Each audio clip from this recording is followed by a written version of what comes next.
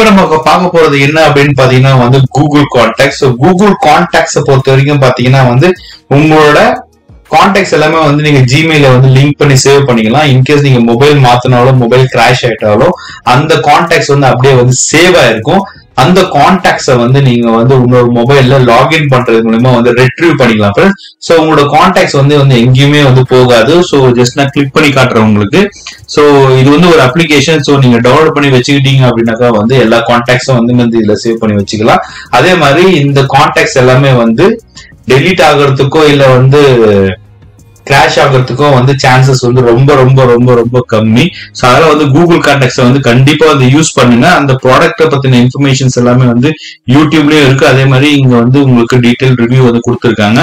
So as of no பாத்தீங்கன்னா 4.2 ratings வந்து இருக்கு. பட் ஆண்ட்ராய்ட் மொபைல்ஸ் எல்லாத்துலயுமே வந்து கூகுள் கான்டாக்ட்ஸ் தான் வந்து இருக்கு அப்படின்றது வந்து எல்லாருக்குமே வந்து தெரியும். ஸோ அதனால வந்து கண்டிப்பா வந்து இது வந்து யூஸ் பண்ணுங்க ஃப்ரெண்ட்ஸ்.